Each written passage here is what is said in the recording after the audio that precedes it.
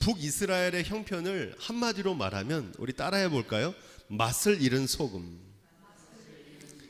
하나님께서 거룩하게 부르셨는데 세상 사람들과 전혀 구별되지 않는, 믿는 사람이나 믿지 않는 사람이나 똑같은 북이스라엘의 죄악을 고발하고 있습니다. 이 죄로 인한 형벌의 핵심을 쭉 살펴보면 이웃과의 관계에 대해서 심판하신다는 겁니다. 더 구체적으로 말하면 지극히 작은 자에게 행하지 않은 것, 이것이 하나님의 심판의 기준입니다. 신앙은 하나님과의 관계지만 이웃과의 관계에서 열매를 맺어야 하는 줄로 믿습니다. 교회 안에서만이 아니라 세상 속에서 우리의 신앙이 열매 맺어야 된다는 사실입니다. 이것을 뭐라 그러냐? 신앙의 생활화, 믿는 대로 살아야 되는 겁니다.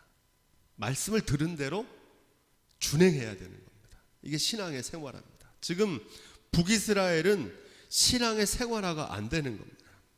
오늘 말씀에 나오는 이스라엘의 죄를 살펴보면 크고 대단한 살인죄, 도적질 이런 죄가 아니라 일상생활에서 벌어지는 사소한 죄악을 고발하고 있다는 사실입니다. 세례 요한이 와서 세례를 주면서 회개에 합당한 열매를 맺으라, 그러니까 우리가 무엇을 해야 됩니까? 물어봅니다. 그랬더니 세례 요한이 뭐라고 대답합니까? 옷 2벌 있는 자는 옷 없는 자에게 한 벌을 나눠주라는 겁니다. 먹을 것이 있는 자도 그렇게 하라는 겁니다. 세리들에게는 우리가 무엇을 하리이까 그랬더니 정한 세금만큼만 받고 늑징하지 말아라, 이렇게 말합니다. 군병들이 와가지고 우리가 뭘 해야 됩니까? 회개에 합당한 열매를 어떻게 맺어야 됩니까? 그랬더니 뭐라고 말씀하십니까? 강포하지 말고 정한 요로 족하라. 이 말씀에 보면 회개에 합당한 열매가 크고 대단한 거를 회개하라는 게 아니라 일상생활에서 사소한 죄악, 그것도 한 가지, 할 수 없는 게 아니라 할 수 있는 것을 요구하신다는 사실입니다. 자, 그런 맥락에서 우리 6절의 후반부, 이는 저희가 은을 받고 의인을 팔며 신 한 컬레를 받고 궁핍한 자를 팔며, 은을 받고 의인을 팔았다는 겁니다. 은을 받고 의인을 판 대표적인 사람 기억나시죠? 누굽니까? 예수님을 은 30냥에 팔아버린 가룟 유다. 하나님의 뜻을 구해야 되는데 은을 더 구하는 겁니다. 먼저 그 나라와 그 의를 구해야 되는데 나의 유익과 욕심을 더 우선적으로 구하는 겁니다. 하나님의 말씀보다 세상적인 물질과 금을 더 구하는 겁니다. 옳고 그른 것보다 이게 이익이냐 손해냐를 먼저 계산하는 겁니다. 팥죽 한 그릇에 에서가 장자의 권한을 팔잖아요. 이 장자의 권한이 어떤 겁니까? 누가 주시는 축복이에요? 하나님 주시는 축복이거든요. 눈에 보입니까? 안 보입니까? 안 보여요. 지금 쓸모 있습니까? 없습니까? 지금 쓸모 없어요. 이거는 나중에 미래에 하나님이 주시는 보이지 않는 하늘의 복이거든요. 에서가 이걸 팔았다는 얘기는 뭐냐면 이건 중요하지 않다는 거예요. 지금 당장 뭐가 중요한 거예요? 내 배를 채우는 죽 한 그릇이 더 소중하다는 거예요. 지금 당장 눈앞에 있는 육체적인 필요를 채우기 위해서 하나님의 축복의 권한을 저버린 에서와 같이 의인을 은으로 팔아버렸다는 겁니다. 그런 세태가 북이스라엘에서 벌어지고 있었다는 겁니다. 더불어서 뭐라고 얘기합니까? 신 한 컬레를 받고 궁핍한 자를 팔아버렸다는 겁니다. 당시 북이스라엘의 세태가 그랬다는 거예요. 잠언서 14장 31절에 보면 아주 귀한 말씀이 나오는데, 가난한 사람을 학대하는 자는 그를 지으신 이를 멸시하는 자요, 궁핍한 자를 불쌍히 여기는 자는, 따라해 보겠습니다, 주를 공경하는 자니라. 아멘. 잠언서 이렇게 얘기하거든요. 하나님이 지으신 사람이기 때문에 가난한 자를 멸시하는 것은 그를 지으신 하나님을 멸시하는 거고, 궁핍한 자를 불쌍히 여기는 자는 주님을 공경하는 거라는 겁니다. 지금 북이스라엘 백성들은 그 잠언서 말씀과 정반대되는 일을 저지르고 있는 겁니다. 사람을 돈벌이의 수단으로 여기고 헌신장처럼 취급한 겁니다. 한마디로 사람보다 뭐가 더 소중한 거예요? 돈이 더 소중한 거예요. 북이스라엘의 사회상이 그러했다는 겁니다.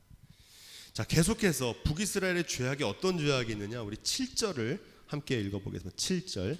가난한 자의 머리에 티끌을 탐냈다 이렇게 얘기합니다. 티끌.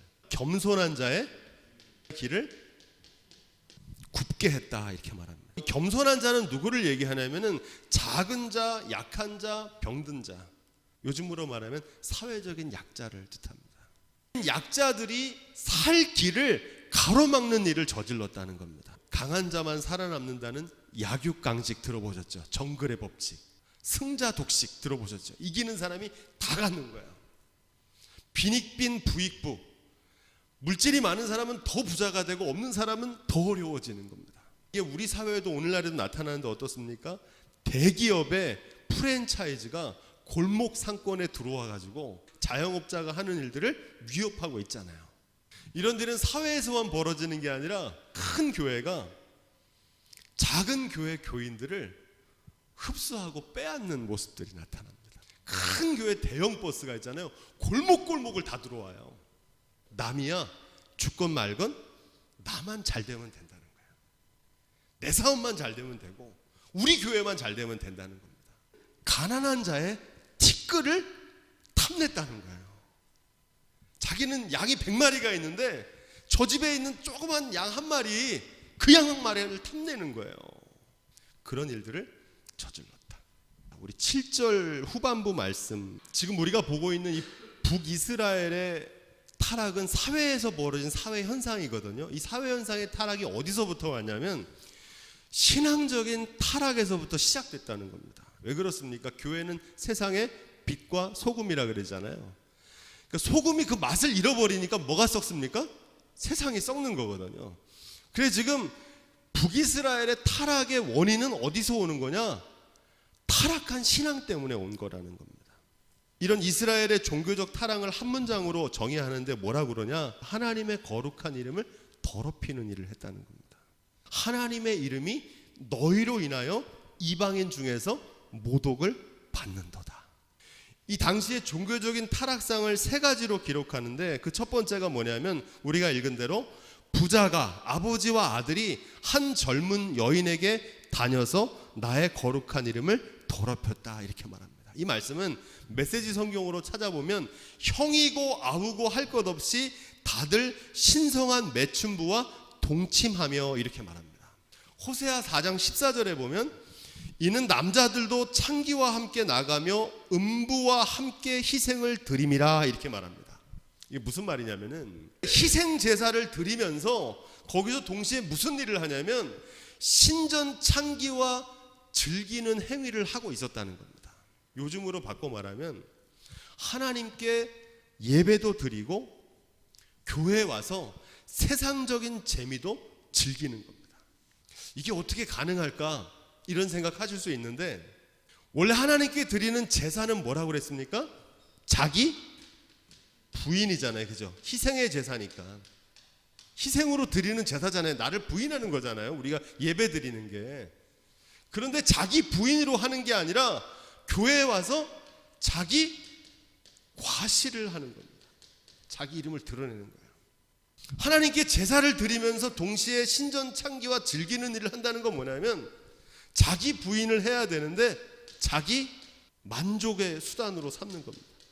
더 나아가서 신앙생활을 뭘로 생각하냐면 자아 실현하는 일이라고 생각해요.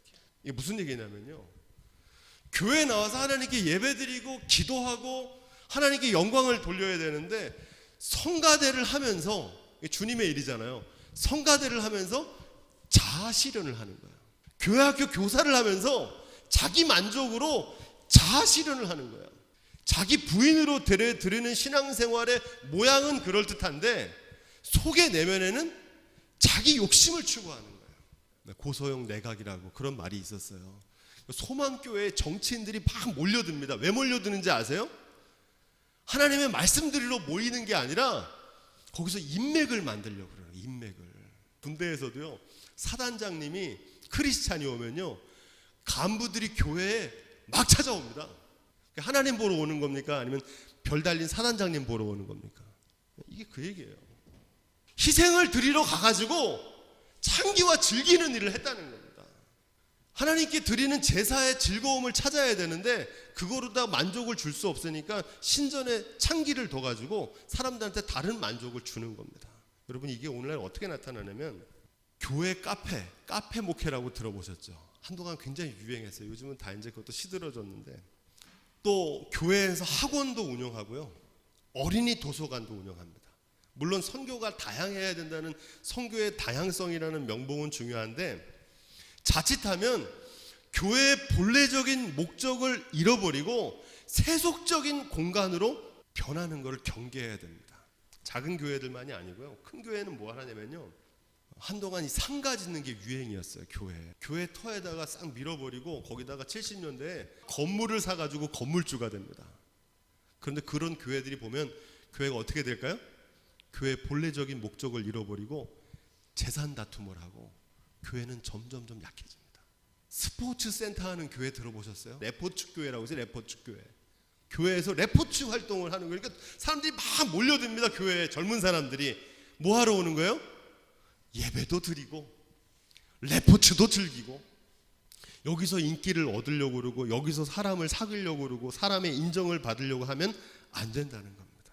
교회는 예배하는 곳, 하나님의 말씀과 기도로 하나님께 찬양을 드리는 곳인 줄로 믿습니다. 시대가 어려워도요, 복음으로 진검승부를 해야지 다른 것으로 대체해가지고 주객이 전도되면 안 됩니다. 말씀 전하는 일은 등한시하고 이게 자신이 없으니까 자꾸 다른 거를 주려고 그래요. 그럼 교회는 하나님의 말씀과 기도와 찬양과 예배를 드리는 곳인 줄로 믿습니다. 8절 말씀, 모든 단 옆에서 전당 잡은 옷 위에 누웠다 이렇게 말합니다. 북이스라엘이 우상 숭배한 거는요, 하나님을 안 믿는 게 아닙니다. 하나님을 섬기긴 섬겨요. 제사를 안 드리는 게 아니라 제사를 드리긴 드려요. 근데 어떻게 드리는 겁니까? 잘못 드리고 있는 거거든요. 본래적인 정신을 잃어버린 예배를 드리고 있는 겁니다. 메시지 성경에 보니까 이렇게 되어 있어요.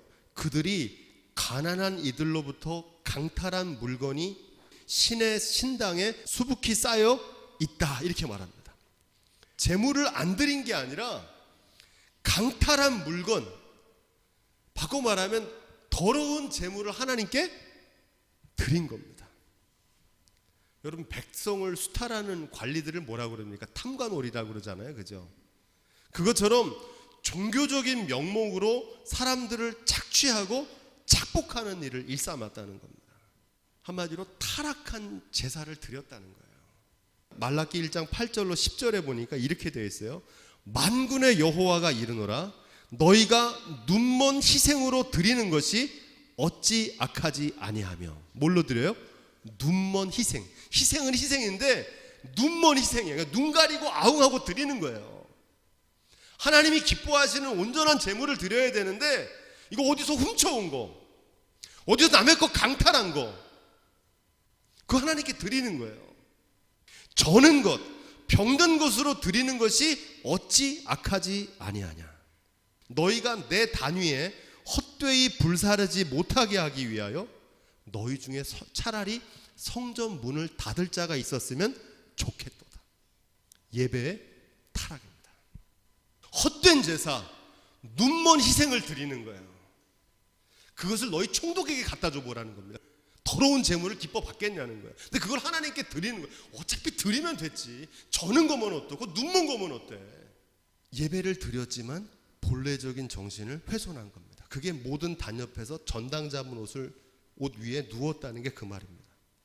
8절 후반부에 이렇게 되어 있어요. 저희 신의 전에서 벌금으로 얻은 포도주를 마심이라 이렇게 말합니다. 메시지 성경에 보면 이렇게 되어 있어요. 그들은 그곳에 둘러앉아 사기쳐 빼앗은 포도주를 들이킨다 이렇게 말합니다. 우리가 앞에서 배웠던 것처럼 포도주는 누구한테 드리는 겁니까? 이거 전제라고 그러잖아요. 전제. 하나님께 드리는 포도주인데 그걸 가지고 어떻게 하는 겁니까? 자기들이 마시는 거예요.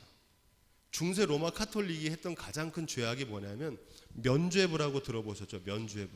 루터의 종교개혁이 시작한 개신교, 우리가 믿는 개신교가 출발한 그 계기가 이 면죄부 때문인데, 면죄부가 뭐냐면은 성 베드로 성당을 짓는다는 명목으로 사람들한테 돈을 갈취해야 되는데 할 방법이 없으니까 면죄부라는 걸 만들었어요. 이게 뭐냐면은 연옥에 머물고 있던 우리 부모 형제가 그 동전이 땡그랑하고 떨어질 때 연옥에서 천국으로 올라간다는 거야.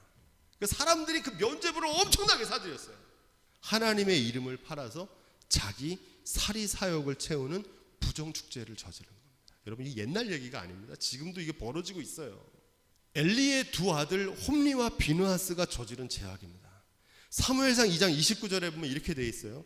너희는 어찌하여 내가 나의 처소에서 명한 나의 재물과 예물을 짓밟으며 내 아들들을 나보다 더 중히 여겨 내 이스라엘의 드리는 가장 좋은 것으로 스스로 살찌게 하느냐. 나를 존중히 여기는 자를 내가 존중히 여기고 나를 멸시하는 자를 내가 경멸히 여기리라. 어떻게 하나님의 전에서 이런 일이 벌어졌을까? 참 기가 막히죠. 어떻게 이런 일이 가능했냐? 하나님이 두렵질 않은 거예요. 하나님 무서운 줄 모르는 거예요. 하나님이 안중에 없어요. 믿는다고 제사 드리러 왔는데 하나님보다 물질이 더 소중하고 하나님보다 자기 영광이 더 소중하니까 하나님의 뜻은 안중에 없어요. 예배 드리고 제사 드리고 전제 드리는 거 이거는 그냥 형식적으로 하는 거지. 남에게 보이기 위해서 하는 거지. 내가 그래도 명색이 제사장이고 명색이 바리새인이고 내가 명색이 이런 직분을 가졌는데 이렇게 하는 거지 정말 하나님을 두려워하는 마음으로 제사 드리는 게 아니라는 겁니다. 한마디로 만민이 기도하는 집을 감도의 구렬로 만들어버린 거예요. 이 죄악으로 인해서 이스라엘이 타락했고 사회가 타락했고 그로 말미암아 북이스라엘이 멸망하게 되었다는 겁니다. 9절부터 10절입니다. 앞에서 얘기했던 서너 가지 죄악들은 사회적인 죄악, 종교적인 죄악인데 어떻게 이런 죄악이 벌어졌냐는 겁니다. 이 앞에서 열거한 죄악들이 열매라면 지금 그 죄악이 벌어지게 된 숨겨진 그 죄악의 본질, 뿌리가 뭔지를 지금 아모스가 고발하고 있습니다. 처음으로 얘기한 게 뭐냐면 내가 아모리 사람을 저희 앞에서 멸하였나니 이렇게 하면서 그들의 키는 백향목 높이 같았고 강하기는 상수리 나무 같았으나 내가 그들을 진멸하였다 이렇게 말합니다. 여러분, 이스라엘의 죄악의 본질은 뭐냐면 아모리 족속을 그 땅에서 몰아내시고 지금 이스라엘 백성들에게 약속의 땅을 허락하신 하나님의 은혜를 잊어버린 겁니다. 이게 그들의 죄악의 본질입니다. 하나님의 은혜를 망각한 겁니다. 하나님의 은혜를 나의 공로라고 착각하는 겁니다.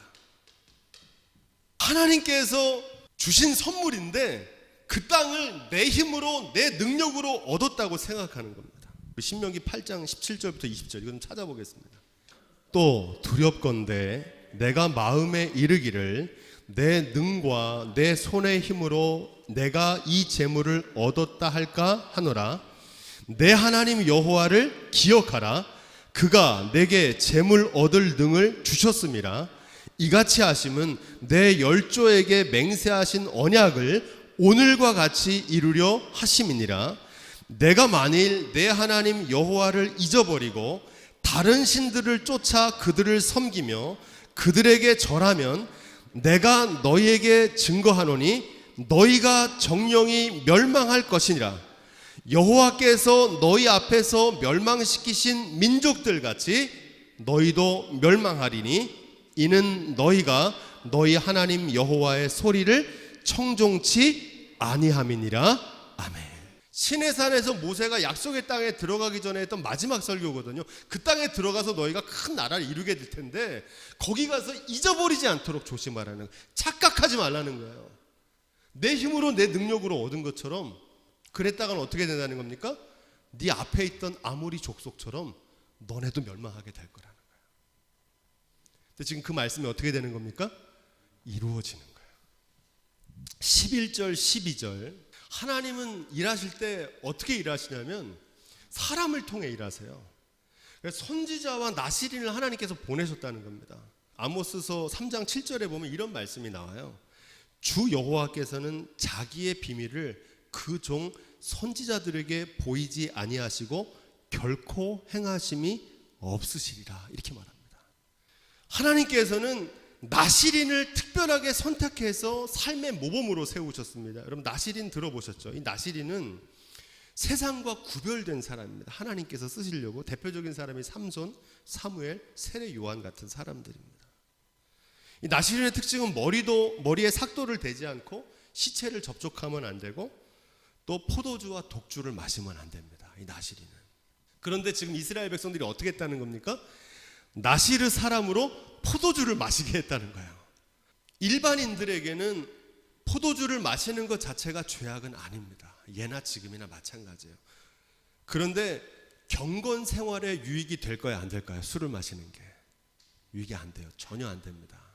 그래서 하나님 앞에서 경건하게 하려고 하는 사람은 술을 멀리 해야 됩니다. 자기도 못 들어가고 남도 못 들어가게 하는 이 놀부심보를 가지고 있었던 거예요. 이스라엘 백성들이. 나시린은 경건하게 하나님의 뜻을 이루어야 되고 선지자들은 하나님의 말씀을 대언해야 되는데 선지자들에게 뭐라고 얘기합니까? 선지자를 명하여 예언하지 말라 하였느니라 이렇게 말합니다. 이스라엘 백성들이 얼마나 목이 곧고 고집이 센 사람들이냐면 선지자를 보내는 족족 핍박하고 죽였어요.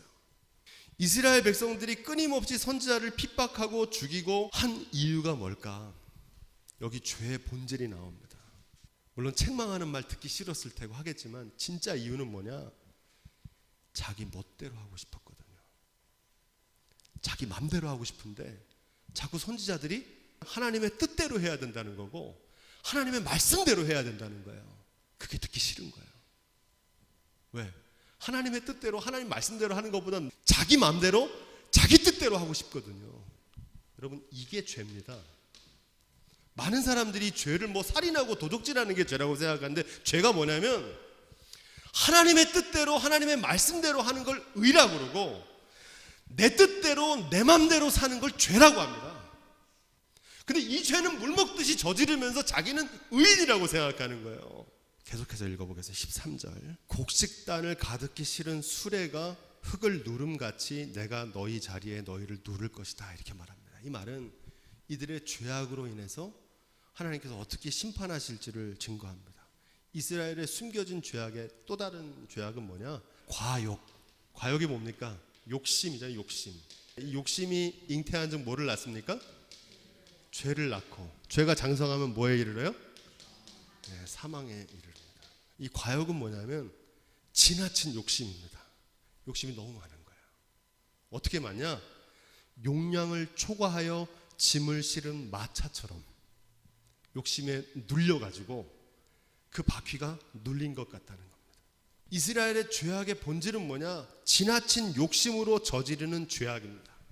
안타까운 세월호 사건의 본질은요, 과적을 감추기 위해서 평형수를 빼버린 겁니다. 배의 균형을 잡아주는. 그랬더니 복원력이라고 배가 흔들려도 다시 제자리를 잡는 힘이 있어야 되거든요. 복원력이. 근데 이 배는 개조를 엄청나게 많이 했어요. 짐을 많이 실으려고, 사람을 많이 실으려고. 그날은 또 승객도 많고 짐도 많으니까 이 출항하기 전에 검사를 하거든요. 배가 어느 정도 물에 찼는지 그걸 맞추려고 배의 균형을 잡아주는 평형수를 빼버린 거예요. 그러니까 급변침, 왜 했는지는 모르는데 급변침을 하니까 배가 제자리로 돌아와야 되는데 못 돌아오고 그냥 넘어간 거예요. 뭐로 인해서 넘어간 겁니까? 과적. 곡식의 단수레가 짐에 눌려가지고 과적하면 어떻게 됩니까? 주저앉는 거죠. 지나친 과욕이 부른 재앙입니다. 안정성보다 경제성을 추구한 결과입니다. 제가 군대에 있을 때 삼풍백화점이 무너졌대더라고요. 어떻게 백화점이 무너져요? 성수대교가 무너졌어요. 성수대교가. 왜 다리가 무너졌습니까? 이게 천재지변으로 무너진 게 아니잖아요. 인간의 욕심과 과욕이 부른 재앙입니다. 이스라엘이 망한 이유는 뭐 때문에 망했다? 욕심이 잉태해서 죄를 낳고 죄가 장성해서 멸망에 이르게 했다. 사회적인 과정만 문제가 아니라 개인의 삶에서 뭐가 있냐면은 과로가 뭡니까? 쉬지 않고 일하는 겁니다. 그러면 어떻게 됩니까? 피로가 쌓이잖아요. 피로가 쌓이면 몸이 못 견뎌요. 그럼 병이 나든지 나중에는 어떻게 됩니까? 과로사, 죽어요.